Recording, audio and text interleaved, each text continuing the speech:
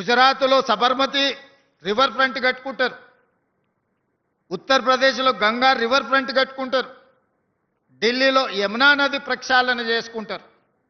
గుజరాత్ సబర్మతి ప్రక్షాళన చేయొచ్చు, ఢిల్లీ యమునా నది ప్రక్షాళన చేయొచ్చు, ఉత్తరప్రదేశ్ ఈరోజు అక్కడుండే నదులను ప్రక్షాళన చేసుకుంటే మరి హైదరాబాదు నగరంలో ఉన్న హైదరాబాదు నగర ప్రతిష్టను పెంచే మూసీ నది ప్రక్షాళన ఎందుకు చేసుకోకూడదని నేను మిమ్మల్ని అందరూ అడుగుతున్నాను. ఎందుకు అడ్డుపడుతున్నారు?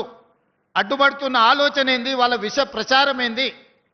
మూసీ నదిలో మురికిలో బ్రతకాలని ఎవరైనా పేదవాడు కోరుకుంటాడా? ఏ విధి లేనోళ్ళు, ఏ అవకాశం లేనోళ్ళు, ఎక్కడ నివసించడానికి గజం స్థలం దొరకనోళ్ళు ఈరోజు మూసీ మురికిలో నివసిస్తున్నారు.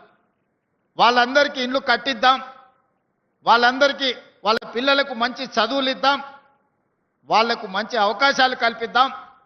ఆనాడు రాజీవ్ స్వగృహ ద్వారా మధ్యతరగతి కుటుంబాలకు ఇంటి కళ, సొంత ఇంటి కళను ఆనాడు రాజీవ్ స్వగృహ ద్వారా పట్టణాలలో ఇచ్చినాం.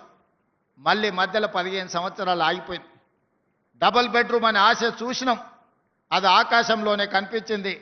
అహనా పెళ్ళంటలో కోట శ్రీనివాస్ గారు కోడి పైన కట్టి కింద తెల్లబువ్వ తిన్నట్టు డబుల్ బెడ్రూమ్ ఇల్లు మనకు అహనా పెళ్ళంటలో ఏలాడదీసిన కోడిలాగా కనిపించింది తప్ప మనకెవరికి అందుబాటులోకి రాలేదు.